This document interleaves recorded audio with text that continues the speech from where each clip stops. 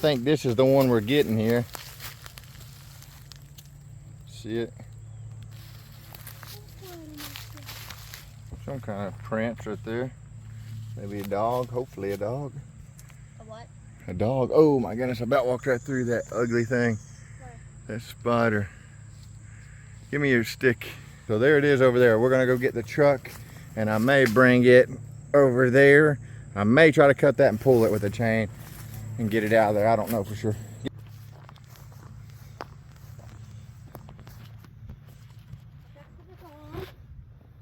Used to have a gate hanging on that, looks like. There's the cherry pile, the wood pile. There used to be the cherry pile. Pretty much not much left of it. Little trail going through here. Beautiful area. This would be a nice place for like a little cabin if you put it up, you know, on a higher foundation. Be a beautiful place for a little cabin. That stream right here? Mm-hmm.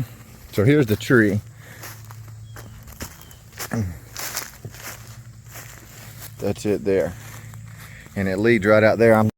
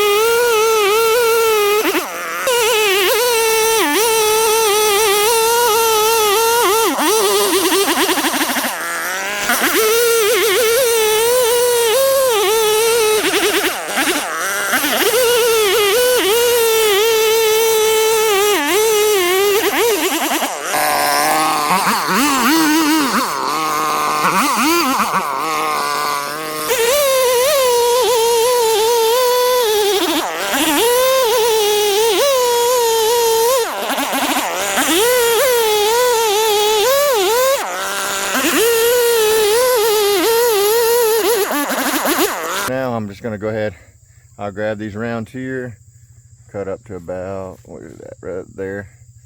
And so down to here. I think there's like 14 or 15 rounds, something like that. So I'm gonna carry it right back that way and then go around that way, right to the edge of the field, there somewhere, and bring my truck down there and split them and load them.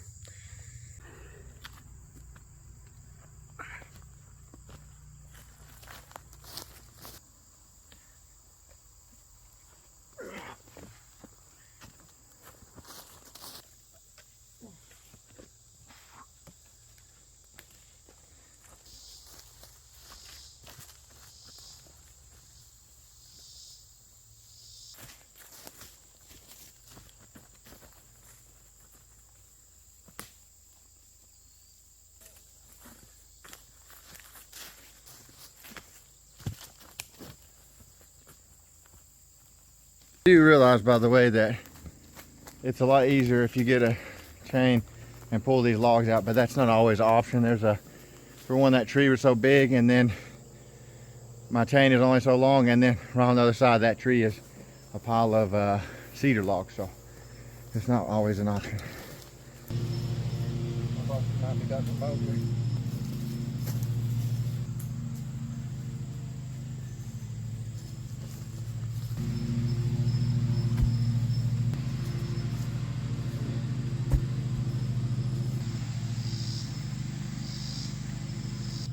All right, so the sun, we've not got a lot of daylight left, as you see there, and I got here later today because I got home from work probably around 3:30 or so, a little after maybe, and rested for a little while, and then came out here, and we've kind of been going since we've been out here, which we probably didn't get out here until probably 6 or 7. 6, so I would say 6. Right now I think it's like 8:30, so we've been out here a couple hours or so, or longer.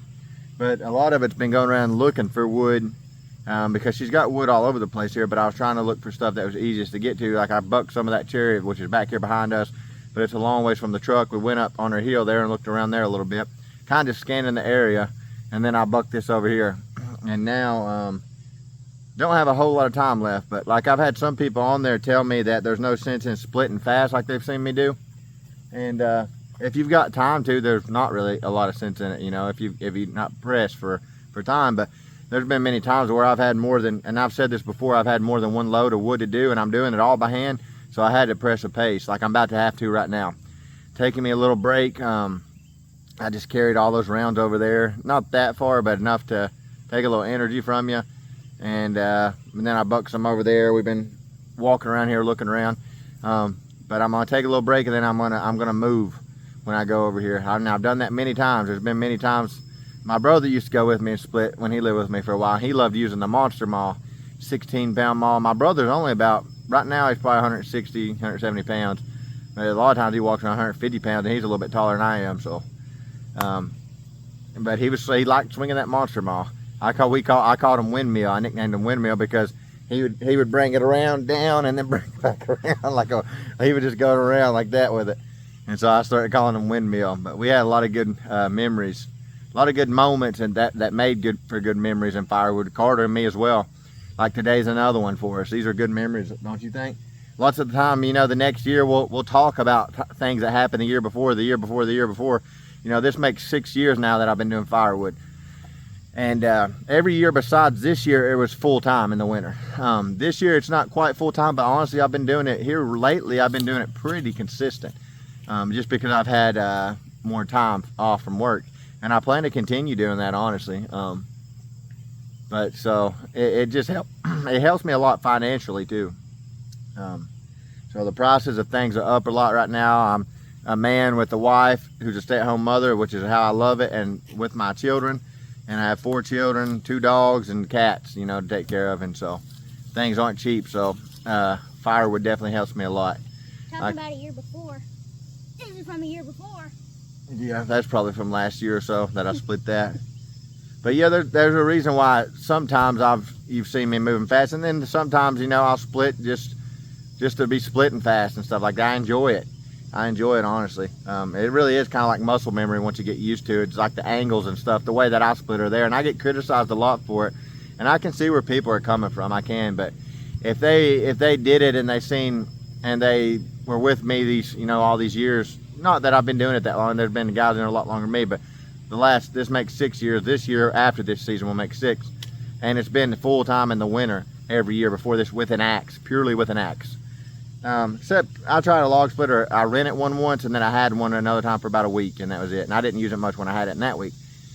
So now the majority has been with an axe. It's been a lot of axe swings over the years, and so I'm not trying to speak out of inexperience. I am definitely speaking on experience when it comes to this, and I'm not trying to say by no means I'm the best or nothing like that, because I don't think I am. I'm just another guy that swings an axe, and I enjoy it. But I know what works for me. I know what produces a lot of wood. I know what I enjoy, and I know it can be dangerous for sure. I've done it for many years. I've never got myself bad with an axe swinging and like this, the way that I get criticized for. I don't get criticized for chopping trees down really, but that's the most dangerous thing you can do with an axe, in my opinion. Those trees give it a sure path to your legs. They do. And anybody that's chopped trees down with them for very long know exactly what I'm talking about. I seen a guy do it one time and almost get his head. And oh man, with a tree, he was training timber sports, and he had it on a stand and hit it. And when he hit it, it went like this. The axe went like this and came right here, and he put both arms out like that. Let me see. He put both arms out like that with the axe, and it was coming right towards his head. Just like that? When I got my leg, that axe went in probably that deep, if not deeper.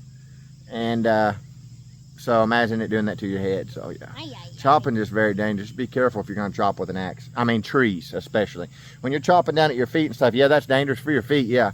But it's not as dangerous as chopping a tree. A tree just gives it a sure path towards you.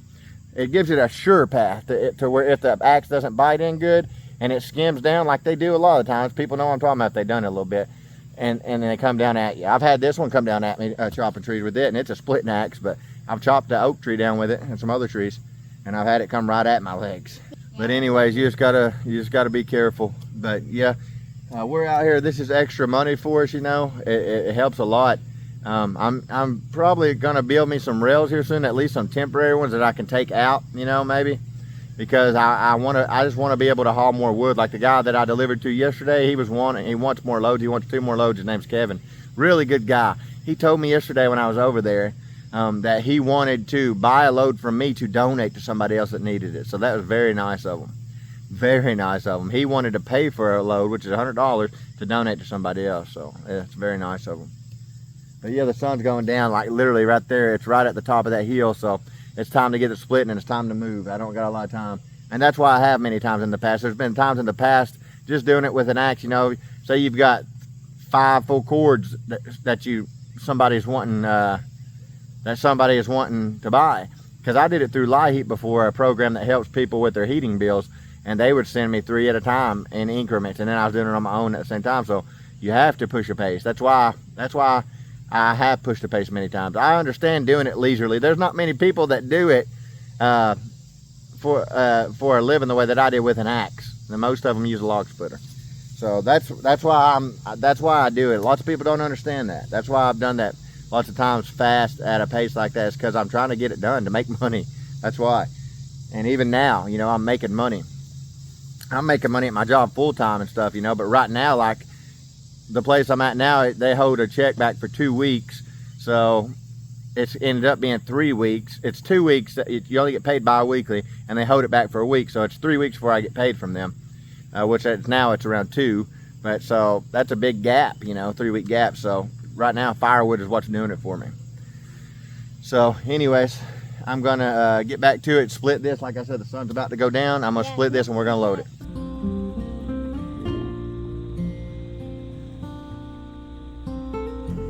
All right, so this made a decent little load of wood here.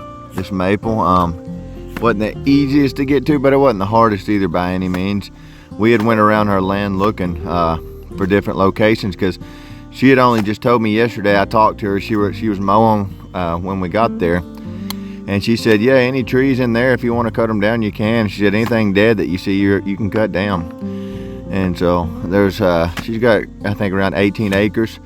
And the reason I've been going there is because it's just right down the road from home. She's about 7 minutes away from here. So, but today we're going to a new location that I haven't shown yet, and it's a beautiful location. It's a location that I had mentioned before that's around 2 miles from the 200-acre wood. So it's a really pretty location. I've been there once already. Haven't really shown any footage of that except down the middle.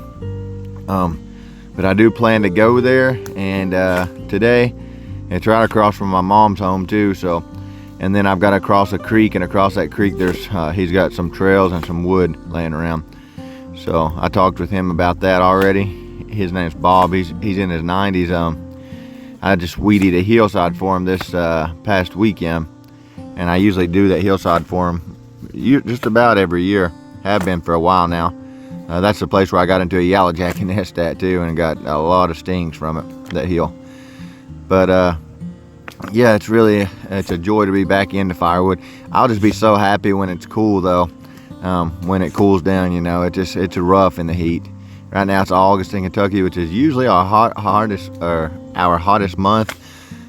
Today it's supposed to be a high of 95, so thankfully the place I'm going is kind of shaded, like that area there at that time anyways. It's pretty shaded there. The sun was actually starting to go down on me in this video here, so I didn't get there until a little bit later. I had went to work, got home, rested a little bit, and then went over there. And but yeah, I'm very happy to be back into it, very happy to be making sales, and I look forward to continuing this winter. Something I plan to do for sure is get me, that Johnson Red is great, but the carb on it just isn't made for that saw, and it's just not given the power that it has, because I had it ported, so it's a shame, because you want that power, but you want the power, but you can't get it because the carb isn't the right carb. So anyways, I'm planning to just go ahead and try to get me a new saw. Probably I've never bought a new saw ever, and I'm thinking either like a steel 462 or a 500i, something like that. I'm really wanting something that can handle some of that big tree service wood that you've seen, if you've seen that. Some of those where I'd like to have something that could really run at least 32-inch bar, you know, and run it well. So and that's good for bucking, you know. That's what I'm doing most of the time when I'm cutting wood, is bucking. I'll fell trees every now and then too, and I will be on her land there actually a little bit, and I'll show you that. There's a cherry tree there that I'm wanting to fell, and there was a big dead oak too, but I don't know that I want to mess with it. It's kind of a dangerous tree, but I can fell them, don't get me wrong. I get nervous with certain ones, but I can do it. But I also know how dangerous it is, so when I can get it down, I'm happy to. And she's got quite a bit down there, but there are some that I will fell, and I'll show footage of that as well. But yeah, I'm glad to be back into it. Like I said, I'd like to get a bigger saw, and then I'm gonna make maybe today some temporary rails for my truck, just because, you know, sometimes I'm driving 40 minutes or so to deliver the wood one way, and then they're wanting more than one load. Well, with the rails I can do that, and I know I said I was going to try to avoid that and just try to get a trailer, but for now I think I'm just going to go on and do the rails. That way I can go ahead and haul more than one load at a time, and then get a trailer when I can, because it is hard on a half-ton truck. It's hard on your rear axle. But anyways, I'll let this video continue here. Just a little bit of splitting. It's almost over. I didn't show the loading process or any of that. We did load it up, but I didn't show that. It was a good day, all in all. Beautiful location there. That's the cherry wood pile back there to me to the left. I know you can't see it right there, right by that cedar tree up there, but that's where I used to get the cherry wood from. But anyways, you all, whatever you're doing out there, truckers, you people that are doing firewood, whatever you're doing, be safe out there, and God bless.